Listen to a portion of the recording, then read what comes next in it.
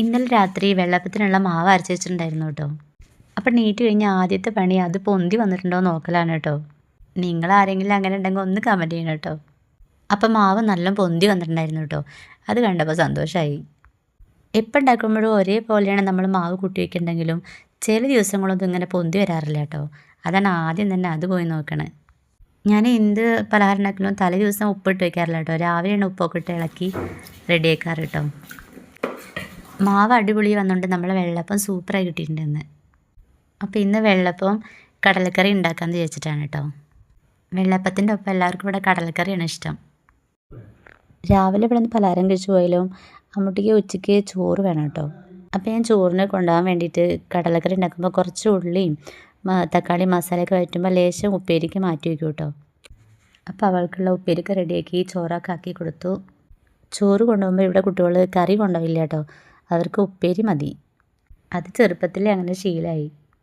ഉണ്ണിക്കുട്ടന് പിന്നെ 3 നേരം പലഹാരം കൊടുത്താലും അവന് നല്ല ഇഷ്ടമാണ്. അപ്പോൾ അവൻ കൊണ്ടുപോകാനും പലഹാരം തന്നെയാണ് കൊണ്ടുപോവുക.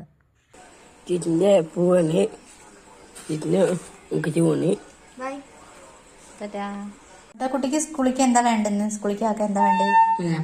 വെള്ളപ്പം മതിയോ?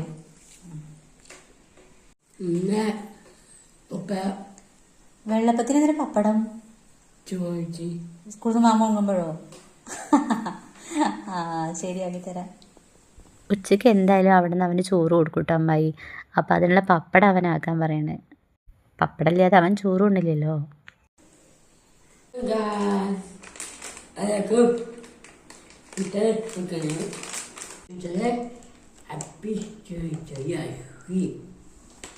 ടീച്ചർ ഹാപ്പി ബർത്ത്ഡേ അശ്വിൻ എന്ന് പറയൂലേ? ആ അത് കേൾക്കാനേ ഇപ്പം മിഠായി കൊണ്ട് പോണത് അല്ലേ? സന്തോഷമായില്ലേ? പായലെന്താ മിഠായി അല്ലേ?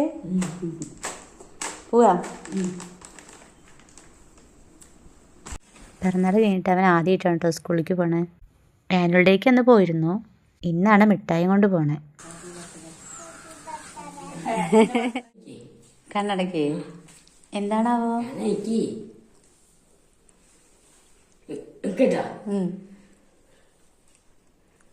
ഓ ഇതാരാ തന്നെ? ടീച്ചർ ഗിഫ്റ്റ് തന്നതാണോ? അവൻ എന്നും പേന കളച്ചില്ലാട്ടോ. അപ്പോൾ ടീച്ചർ അവന് കണ്ടറിഞ്ഞിട്ട് ഗിഫ്റ്റായിട്ട് പേനയും കൊടുത്തു. അപ്പോൾ വീഡിയോ ഇത്രയേ ഉള്ളൂ.